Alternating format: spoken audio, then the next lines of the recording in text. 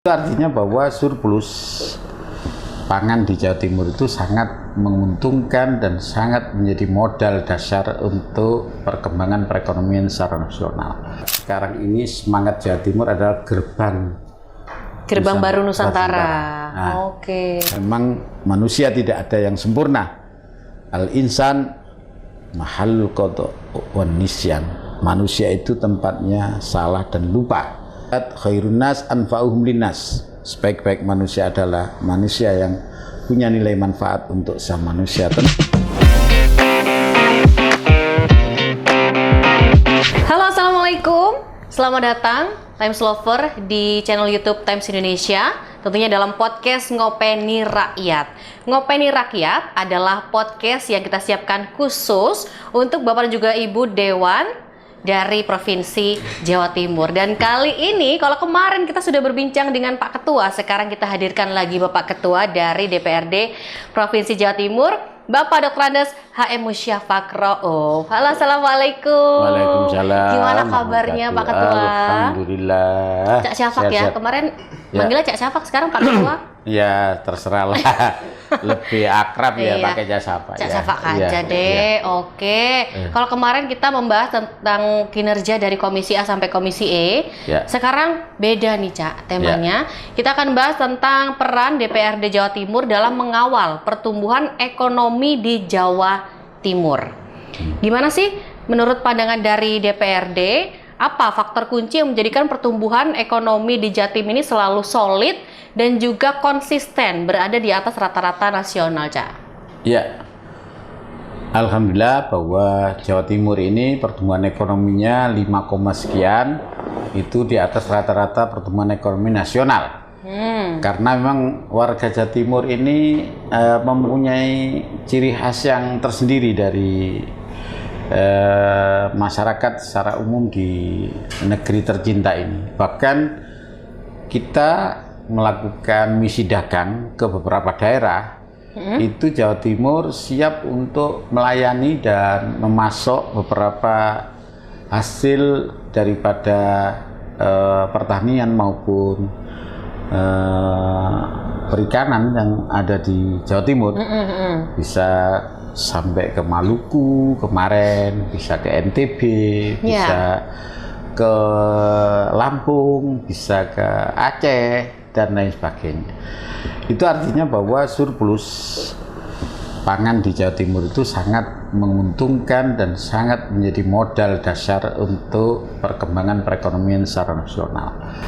Tetapi perlu diingat bahwa Jawa Timur itu tanpa harus ada pendampingan dari pemerintah ya melalui OPD-OPD yang ada dan pengawasan dan dorongan dari DPR juga tentu akan kurang bisa maksimal. Betul. Nah, peran kami termasuk juga memberikan permodalan terkait dengan UMKM yang ada itu menjadi daya semangat UMKM Jawa Timur yang sekarang lagi mungkin agak lesu beberapa dekade kemarin karena ada COVID dan sebagainya. Sekarang mulai bangkit lagi.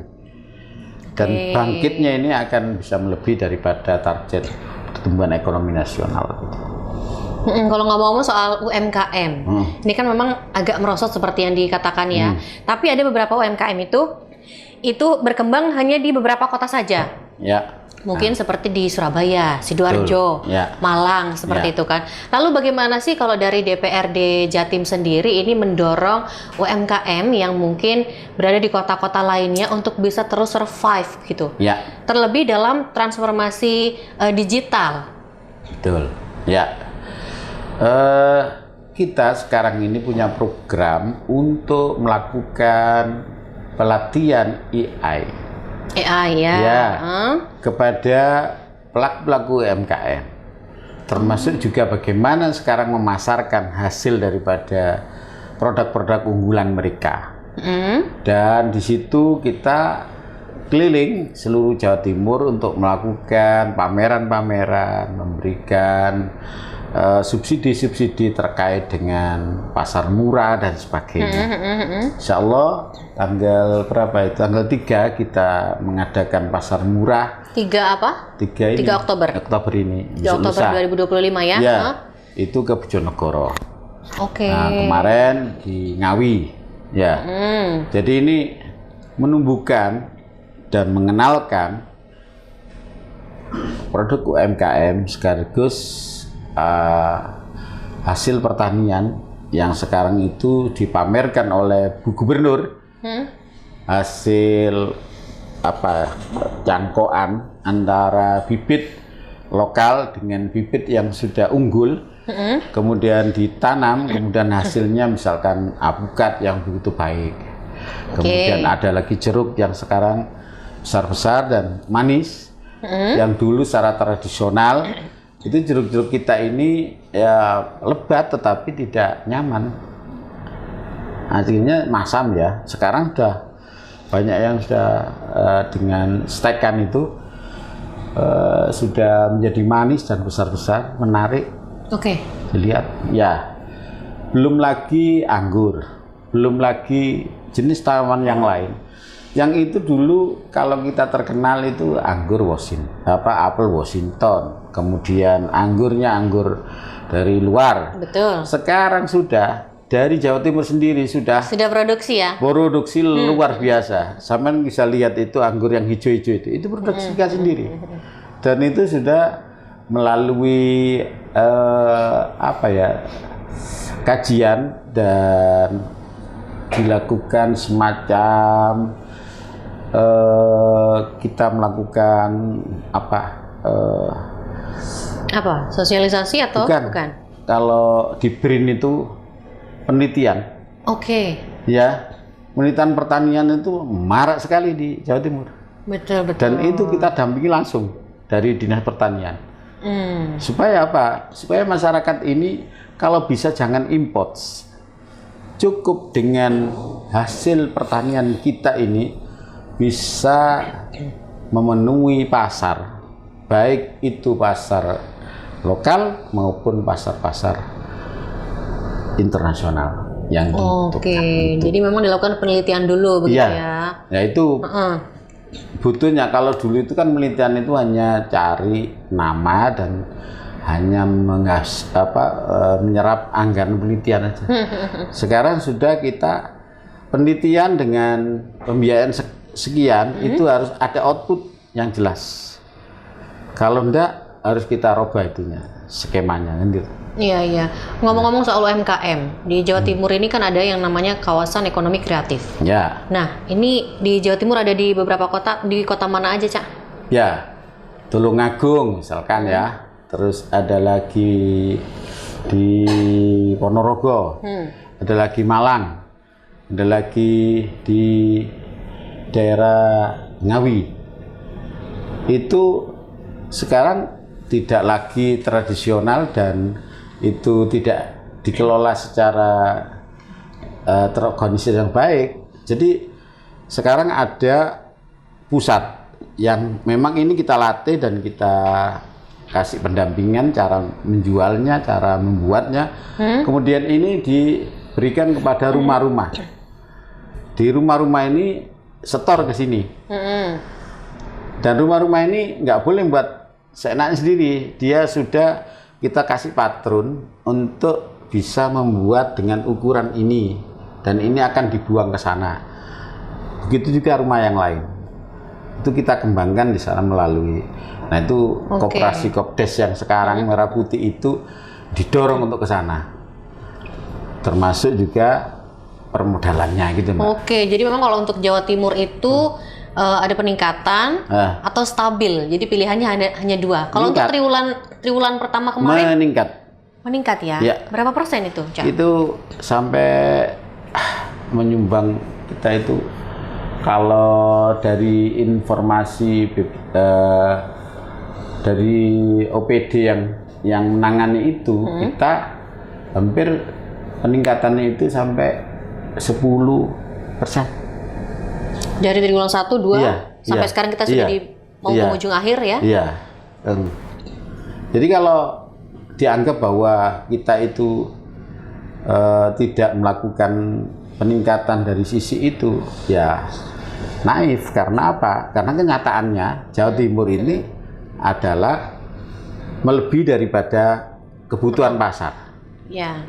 Sehingga sampai kita bisa menawarkan ke daerah-daerah lain dengan misi dagang itu. Dan di situ langsung ada kontrak kesepakatan. Hampir setiap kita ada misi dagang itu hampir setengah 500 miliar. Wow. Iya. Besar ya? Iya. Jadi mereka minta beras sekian, minta kelapa sekian, minta gula sekian. Dikirim dari Jawa Timur. Di Jawa Timur. Nah, jadi dengan surplusnya Jawa Timur itu akan bisa membantu daerah-daerah di luar Jawa Timur, utamanya adalah daerah wilayah timur. Nah, pemasok Karena hasil tanam begitu ada ya. tanam. Ya, karena itu ada sekarang ini semangat Jawa Timur adalah gerbang Baru Nusantara. Nah, Oke. Gerbang Baru Nusantara ini yang akan itu gitu Menjadi gerbang ya. untuk memasok ke luar daerah begitu. Ya. Khususnya untuk daerah timur ya saat ini jadi fokusnya aja ya. Ya. Oke. Lalu sebagai pimpinan legislatif, bagaimana sih DPRD ini di bawah kepemimpinan Bapak mendefinisikan peran dalam menjaga momentum pertumbuhan? Ya. Jadi memang DPRD ini kan tidak langsung menjadi eksekutor di lapangan, tetapi kita fungsinya adalah menetapkan anggaran yang dibutuhkan untuk kepentingan itu. Kita mendorong dan memberikan semangat sekaligus mengiyakan keinginan eksekutif untuk melakukan. Yang kedua, kita ngawasi apakah penggunaannya itu sesuai dengan perencanaan yang ada atau itu hanya sekedar opini dan abal-abal. Kalau ditemukan abal-abal tadi, tindakan dari DPRD seperti apa? Nah, di situ kita pasti akan bicara dengan gubernur bahwa kepala dinas ini hanya seremonial. Tidak boleh ini dipertahankan. Harus secepatnya harus ada jadi diganti regenerasi. Ya? Iya. Ngeri juga ya Pak. Ya disitulah kalau pusat mungkin ya kita kan pernah mengenal istilah reformasi di bidang energi. Pertamina misalkan. Seorang spekulan, seorang pemain di Pertamina itu selalu pendekatan terhadap politisi-politisi. Sehingga mereka walaupun merugikan negara tetapi masih tetap bisa bertahan di sana. Tentu di Jawa Timur juga begitu pasti ada, tetapi kita berusaha untuk mempagri supaya pengusaha-pengusaha nakal, contoh sekarang gula yang kemarin itu tidak bisa dijual, numpuk di gudang beribu-ribu ton, kita langsung sidak. Kemana apa itu ini, Pak? Kemana? Sidaknya di mana? Ya ke beberapa gudang-gudang gula, pabrik gula dan sebagainya, produk itu. Kenapa ini nih? Ternyata ada spekulan yang memang mereka ini tidak mengambil dulu, nunggu kalau pasar ini sedang sepi, waktunya pabrik nggak giling, dia akan keluarkan ini supaya bisa untung banyak. Jadi ditimbun dulu? Ditimbun dulu. Wah. Nah, ini DPR sangat berperan untuk supaya ini nggak boleh bahwa timbun menimbun ini adalah kelakuannya penjajah. Mental penjajah kan dulu begitu. Iya. Jadi mereka punya duit, dia beli, kemudian dia timbun, nunggu pasaran mahal, baru diedarkan. Nah, sementara kalau para petani itu dia masih bisa bertahan, masih bisa untuk bisa mainkan ini. Tapi kalau begitu petani sudah membutuhkan keuangan, ya otomatis harus dijual dengan harga murah. Betul. Contoh sekarang ya kopi. Kopi itu Mbak rata-rata di perkebunan kita itu masyarakat itu bisa nanam, bisa merawat, tetapi tidak bisa menentukan harga jual dengan baik. Karena apa? Kopi yang masih hijau itu sudah dijual sama tengkulak. Harusnya nunggu dulu ya sampai betul-betul matang ya? Iya, sampai matang baru bisa mahal. Tapi karena petaninya itu butuh, dijual pada waktu masih hijau, otomatis harga murah. Betul. Begitu sudah tua, yang bisa jual mahal adalah para tengkulak kan gitu. Sili duit sih, termasuk tebu, termasuk tanaman-tanaman yang menghasilkan lain. Jadi itu mungkin akhirnya menjadi semacam permainan perdagangan akhirnya. Iya, yang dapat untung itu yang di tengah-tengah ini, seperti makelarnya ini. Petani tetap nggak diuntungkan, negara tetap dia beli mahal. Lalu tindakan tegas dari DPRD sendiri kepada para penimbun beras, gula, dan lain sebagainya. Nah, itu kembali apa lagi sekarang, kalau ada kejadian case tertentu diketahui bahwa itu adalah permainan calo untuk menimbun, ya kembali pada aparat. Kalau dilaporkan kepada aparat, kemudian aparat bergerak, kemudian itu dianggap pelanggaran dan itu melanggar undang-undang tentang distribusi pangan, ya mereka seharusnya kena sanksi. Iya, kena pidana ya. Ya.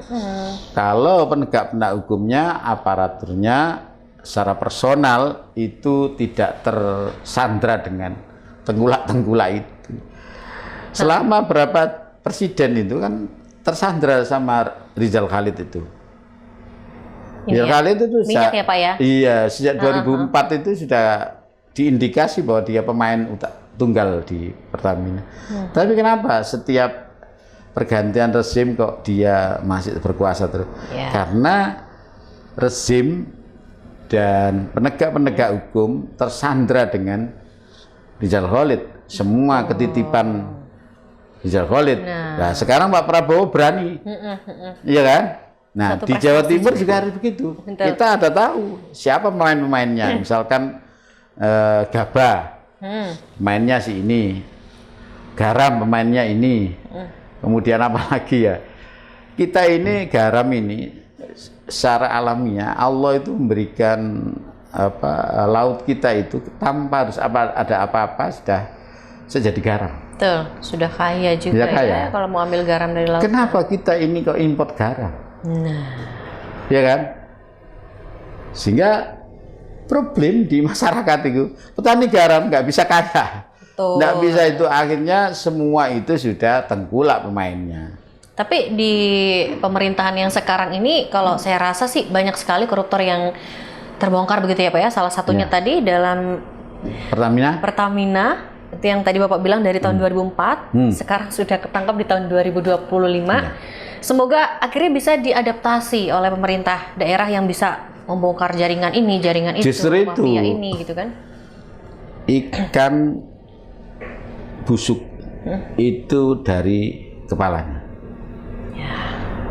Kalau contoh yang ada di pusat sana, kepalanya itu sudah bagus, insya Allah semakin ke bawah semakin bagus. Betul.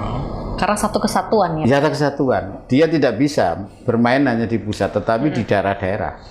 Oke, baik Pak Ketua. Ini kan tadi dibilang ada peningkatan perekonomian di triwulan 1, 2, bahkan di penghujung akhir tahun ini.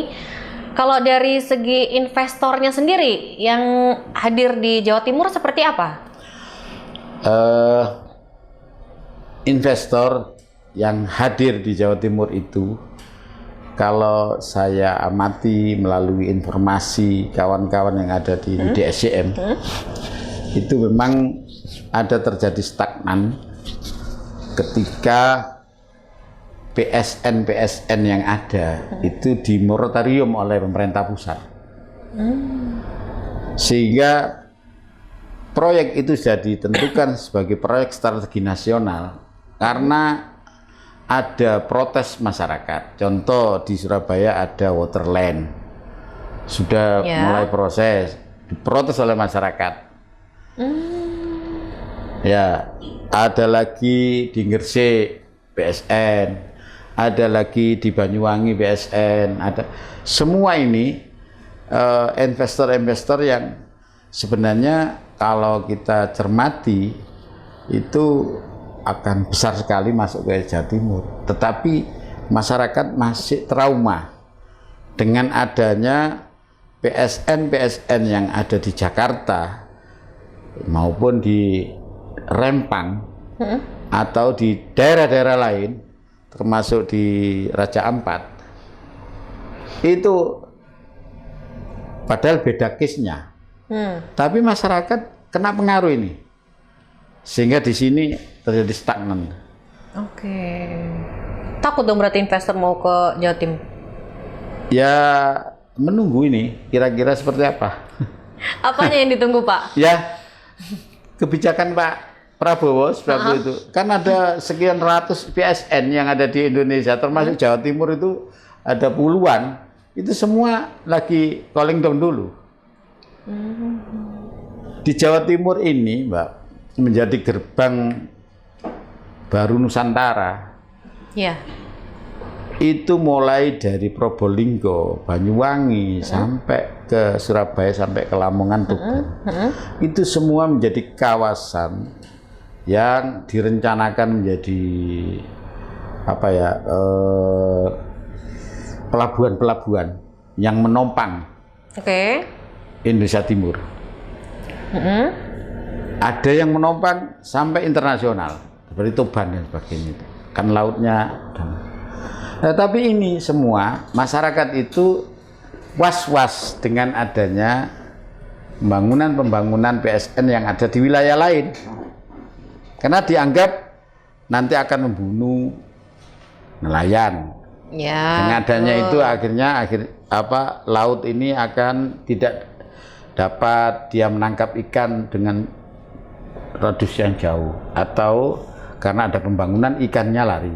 Terus gimana akhirnya, Pak? Nah, untuk tetap meningkatkan ekonomi dengan tantangan seperti itu? Saya kira begini, Jawa Timur ini kan harus ambil pilihan. Kita ini negara provinsi agraris atau provinsi yang industri. Sektor mana yang paling ya? itu? Ya. Kalau lihat perkembangan tata ruang yang akan kita bicarakan terkait dengan perubahan peruntukan, bibir pantai sampai 20 mil itu miliknya provinsi. Kalau dulu kan nggak gitu, bibir pantai sampai 5 mil miliknya kabupaten kota. Ya. Sekarang bibir pantai sampai 20 mil miliknya provinsi.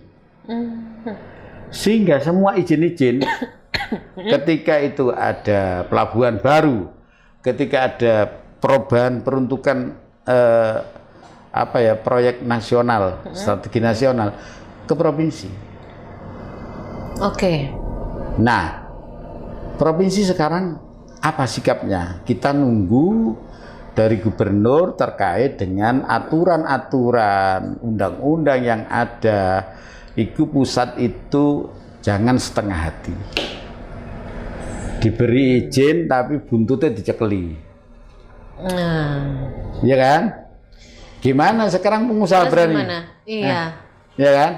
Kalau saya sekalian, kalau kita beri izin, kita nggak mungkin bangun Surabaya ini tanpa investor. Betul, dimanapun ya, tanpa investor tidak mungkin. Nggak mungkin. Probolinggo nggak mungkin tanpa. Kemudian Banyuwangi juga nggak mungkin. Tapi investor yang gimana? Ya. Itu yang harus kita seleksi. Pengawasannya di sana kita harus dilibatkan. DPR juga harus tahu perencanaannya itu seperti apa. Iya, betul sekali. Pak, pembangunan infrastruktur itu kan merupakan kunci ya dari konektivitas ekonomi. Betul kan, Pak? Kalau infrastrukturnya baik, bagus, pasti kan ada peningkatan di sana. Lalu bagaimana nih peran dari DPRD mengawal alokasi APBD itu untuk pembangunan infrastruktur vital? Apa peran dari Dewan dalam menyetujui skema pembiayaan yang inovatif, Pak? Ya, APBD itu yang membiayai infrastruktur vital itu ya tentu adalah terkait dengan fasilitas transportasi. Betul, jalan yang bagus pasti menunjang perekonomian. Tetapi juga perlu diingat bahwa dengan adanya transportasi fasilitasnya kita perbaiki, ada daerah-daerah itu yang secara otomatis akan kena imbas. Misalkan Probolinggo, dengan adanya Probowangi, semua fasilitas yang ada di sekitar Pasir Putih dan sebagainya mati, termasuk rumah dan tempat-tempat wisata dan sebagainya, iya kan? Sama dengan kita kalau sampean ke Malang, Surabaya, Porong itu dulu rame, Pandaan itu. Bener. Begitu ono jalan tol mati kabeh itu. Betul sih, semuanya milih waktu ya Pak ya. Iya. Jadi mending bayar tol untuk mengefisiensikan waktu. Betul. Iya kan? Terus rumah makan, usaha-usaha kaki lima dan usaha UMKM yang sepanjang itu saya nggak laku. Iya sih, benar-benar. Iya nggak? Betul. Kalau kita mau ke Solo misalnya, dulu Jombang itu ada tempat pecel lele, ada semua hidup semua, karena lewat darat bukan lewat tol. Sekarang mati semua itu di daerah Jombang itu.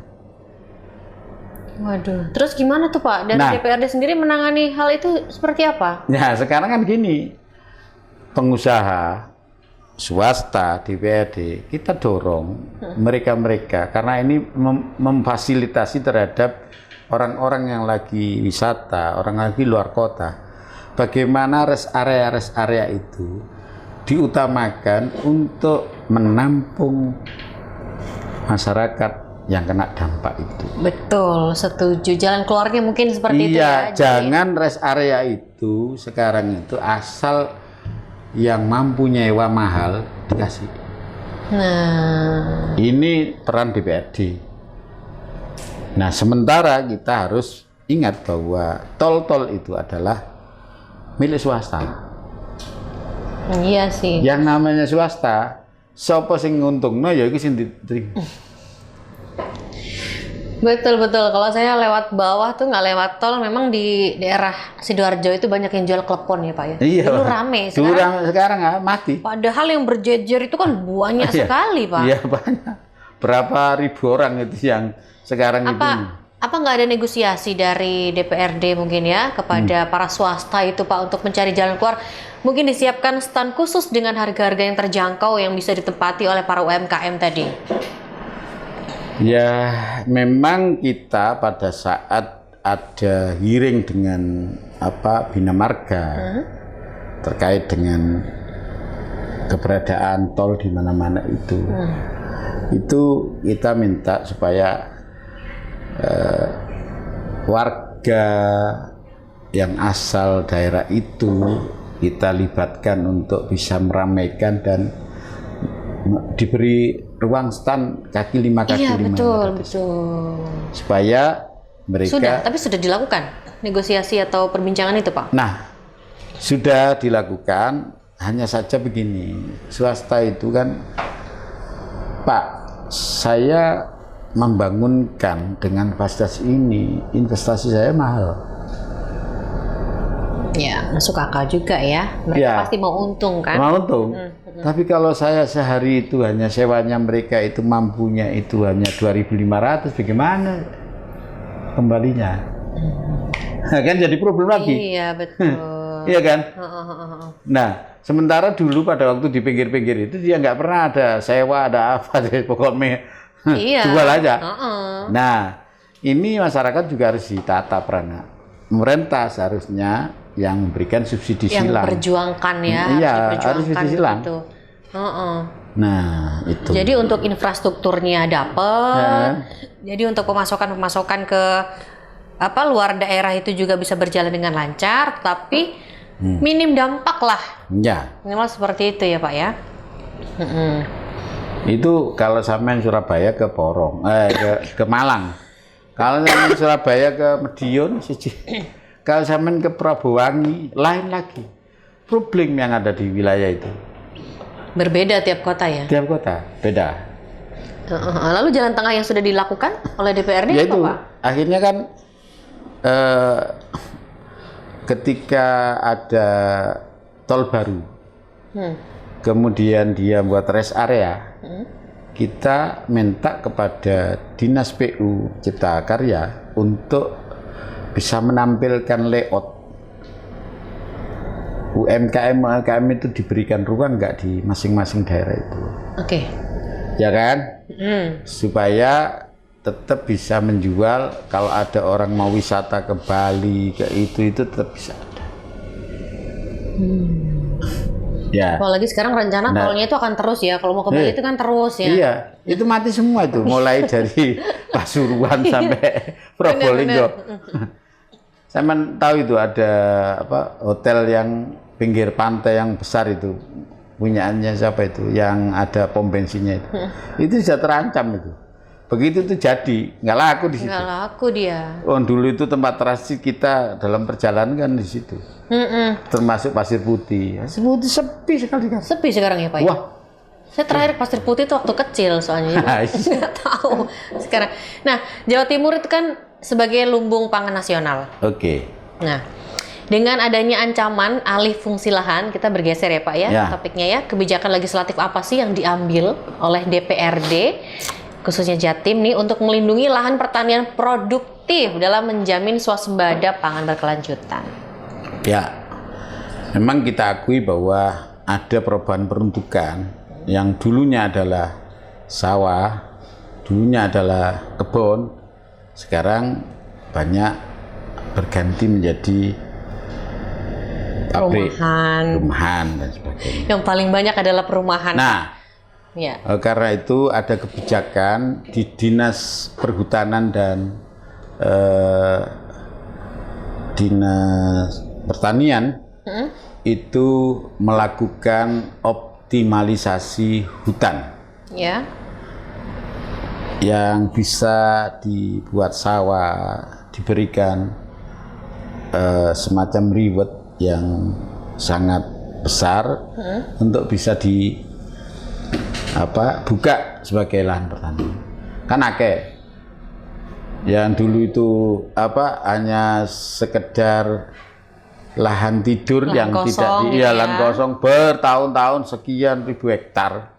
Itu tidak itu. Sekarang hampir semuanya sudah dioptimalisasi menjadi lahan perkebunan, yaitu tebu rakyat. Dan itu sewanya cukup murah. Oke. Ya, itu pemerintah daerah ikut hadir. Kalau misalkan masyarakat itu memang nggak mampu, dia sebagai petani murni, dianya pekerja, itu kita kasih lahan. Oh ya? Iya. Dikasih secara cuma-cuma? Dikasih lahan, iya. Kan banyak Mbak di daerah itu, dia itu kerja mek tani, itu melok uang kan. Betul. Nah, supaya dia ini karena punya keahlian tani, pemerintah daerah minta kepada Dinas Pertanian dan Kehutanan itu mereka dikasih semacam edukasi terkait dengan pengelolaan ini. Tapi tanahnya akhirnya jadi milik dia sendiri atau dipinjam dari desa-desa? Oh, jadi diberikan lahan untuk udah kamu nanamo gitu. Ya. Itu sekarang kalau saya bisa hampir sudah puluhan ribu hektar di seluruh Jawa Timur. Istilahnya ini ya, tanah bengkok apa kalau di desa itu? Ya, kan ada tanah adat ya, ada tanah itu punya perhutani, ada miliknya provinsi. Nah, yang milik provinsi ini kita upayakan untuk itu diberikan pengelolaan maksimal ya. Agar masyarakatnya juga produktif gitu ya Pak ya. Kan banyak petani-petani itu yang enggak duwe lahan, dia pekerja. Lah ini dikasih. Kenapa kita harus transmigrasi orang dari sana? Sementara Jawa Timur Mbak ya. Kalau sampai lihat dari Malang sampai ke Tulungagung sana, berapa gunung yang masih belum terjamah. Betul. Iya kan? Kita dikelilingi gunung, Pak. Dikelilingi gunung yang sekian luas, tidak dimanfaatkan, padahal itu subur. Benar. Ya. Pokoknya nggak salah fungsi aja. Ya, karena itu Nanti ada disalah hutan fungsikan masyarakat malah. masih geger, pasti. Ya, pasti. karena itu harus dipagari dengan aturan dan legalitas yang dengan adanya koperasi desa. Ya. Ini nanti kumpul di situ. Betul. Ini ada pertanyaan Pak. Ini yang bikin resah ibu-ibu. Apa itu? Kenaikan harga. Ya. Nah, kenapa sih Pak? Ini kan komoditas pangan ya, kayak beras, cabai itu naik harganya. Ya. Bahkan mendorong inflasi Jawa Timur itu sampai 0,43% pada Juni 2025. Namun di sisi lain itu ketika proses panen raya harganya malah turun. Gimana tanggapan dari Pak Ketua? Tadi sudah saya katakan bahwa ini permainan tengkulak. Jadi termasuk cabai saja itu oleh tengkulak apa ya istilahnya disimpan dulu. Termasuk gabah. Ya. Termasuk bahan pokok yang lainnya. Nah, disinilah kita sekarang ini berusaha bagaimana tengkulak-tengkulak itu bukan menjadi orang-orang yang hanya mencari untung dari hasil pertanian, tetapi mereka bagian daripada ikut melancarkan daripada distribusi pangan. Seharusnya begitu. Ya. Seharusnya begitu ya. Nah, karena itu keserakahan baik itu di pusat maupun di daerah. Sekarang ini lagi kita investigasi terus menerus. Oke. Ya, termasuk DPRD melalui jaring aspirasi masyarakat. Kita ingin mendengar di desa ini siapa sih yang menjadi lintah darat itu. Betul. Di kecamatan ini siapa sih menjadi lintah darat Jadi itu. Jadi dicari dari sumber terbawahnya dari sumber dulu ya. terbawah. Yang dekat dengan petani gitu ya. Betul. Karena itu kita punya dapil. Daerah pemilihan. Dapil. Nah, ketika kita turun, kita ingin tahu. Saya aja di Surabaya misalnya. Kenapa sih di Surabaya ini kok dapil saya Surabaya, Mbak? Ya, ada. Kenapa di Surabaya itu begitu ada persoalan masalah kependudukan itu problem besar.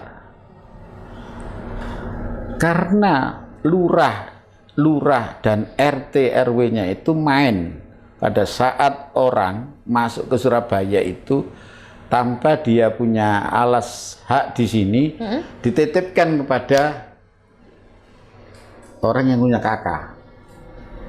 Oh gitu. Iya. Jadi dimasukin gitu aja. Dimasukin situ aja. Buat surat keterangan. Sehingga satu KK itu bisa anggotanya itu sampai 50 orang.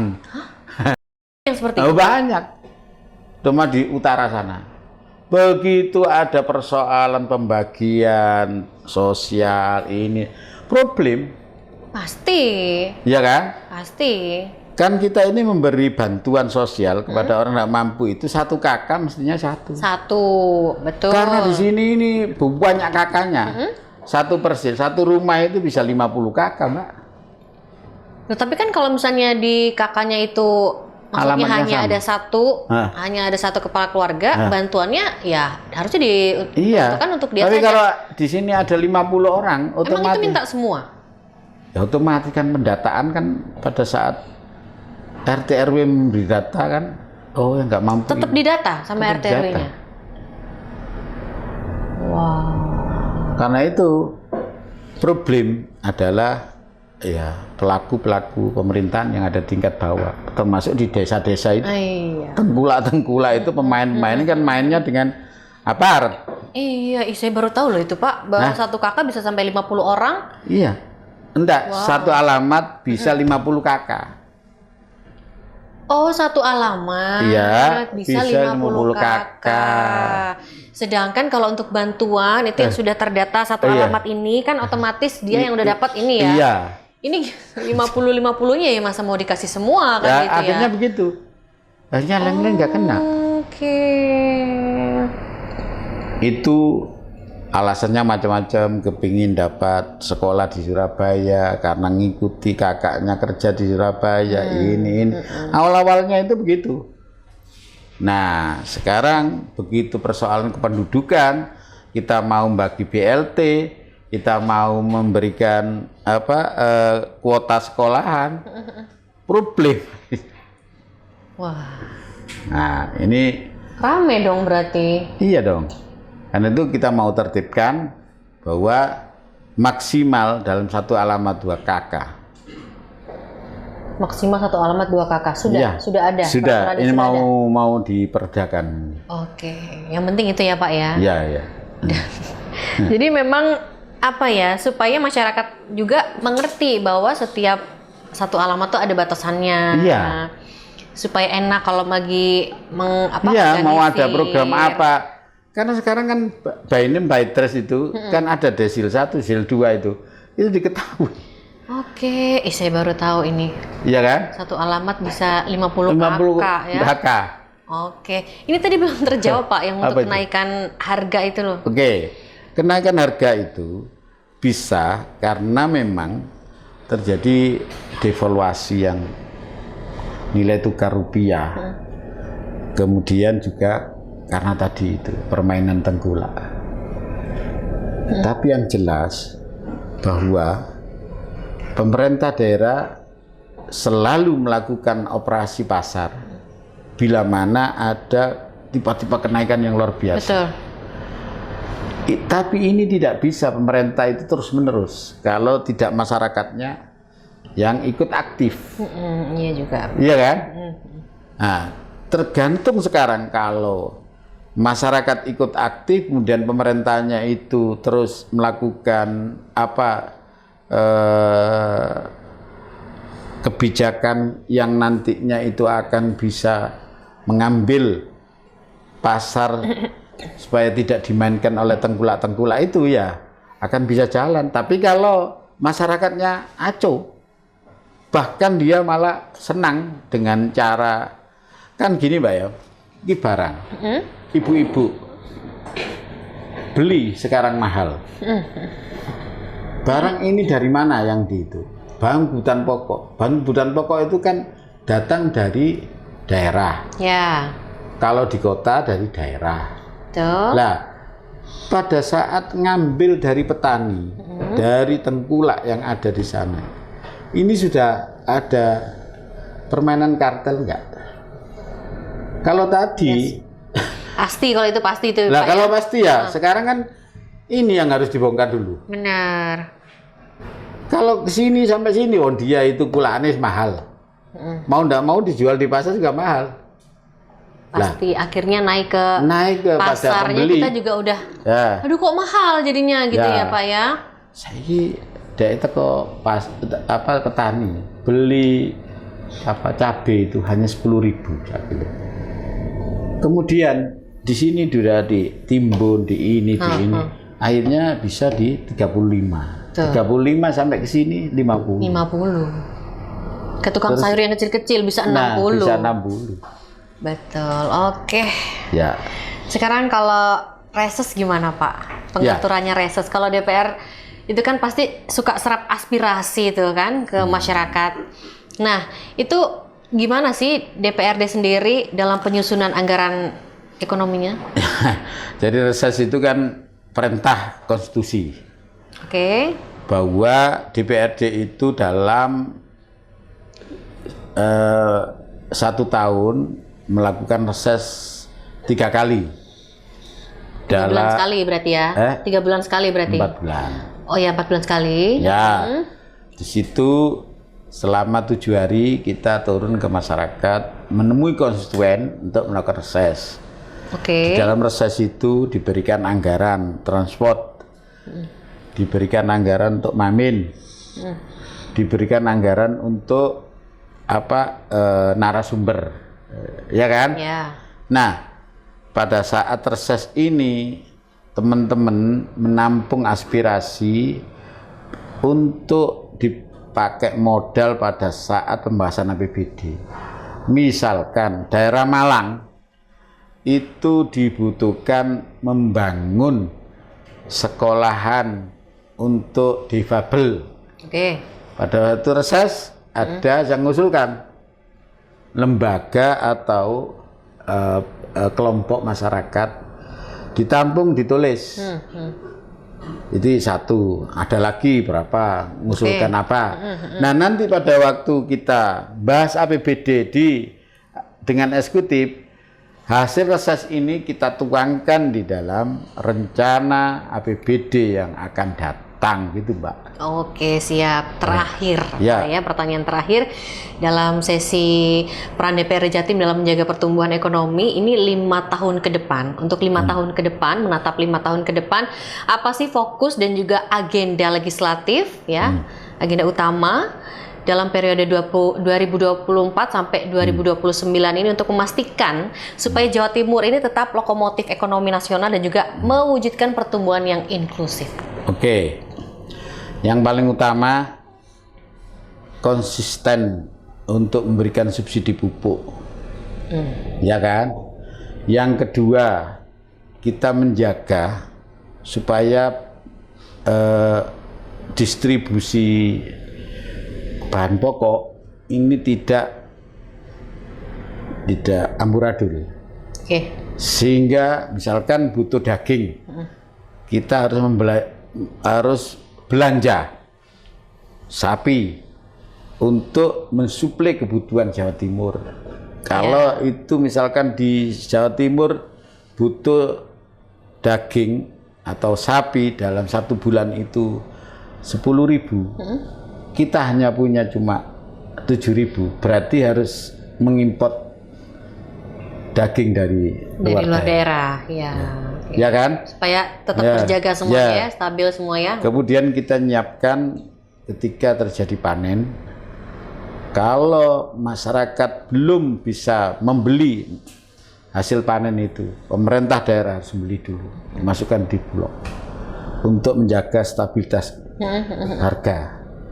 Kemudian yang tidak kalah pentingnya adalah mensupport terhadap UMKM yang sekarang ini tangguh. Betul. Karena itu kita mendirikan Bank UMKM itu tujuannya untuk memberikan permodalan secara mudah terhadap para pelaku-pelaku UMKM-nya dulu. Oke, baik. Jadi yang menjadi fokus agenda sampai 5 tahun ke depan sudah disampaikan oleh Bapak. Semoga semua bisa terrealisasikan secara maksimal begitu ya. Amin. Mudah-mudahan. Pak, terakhir dari Bapak closing statement untuk Times Lover di rumah. Ya, pemirsa channel apa? Ngopeni Rakyat, Ngopeni Rakyat yang sangat saya menghormati. Dengan adanya podcast ini tentu ada informasi pengetahuan yang kami sampaikan yang baik, monggo bisa diambil ilmunya dan informasinya. Kemudian yang kurang baik tentu harus dihindari, karena memang manusia tidak ada yang sempurna. Al-insan mahallul qada' wan nisyan. Manusia itu tempatnya salah dan lupa. Hingga saya sebagai Ketua DPRD Jawa Timur tentu mohon maaf bila mana masih belum bisa memperjuangkan maksimal terhadap kebutuhan masyarakat, kebutuhan dasar. Mohon maaf, tetapi kami berikhtiar sebagai wakil rakyat, khairun nas anfa'uhum linnas. Sebaik-baik manusia adalah manusia yang punya nilai manfaat untuk sama manusia. Tentu ini adalah sesuai dengan kapasitas yang saya miliki. Oke, luar biasa, mantap. Terima kasih banyak Bapak Ketua DPRD Jawa Timur, Bapak Dr. Andes HM Musyafaq Rauf. Semoga ini bisa menjadi tambahan informasi untuk pemirsa di rumah, Times Lover di rumah yang menonton podcast Ngopeni Rakyat kali ini. Terima kasih waktunya. Sampai jumpa di next podcast.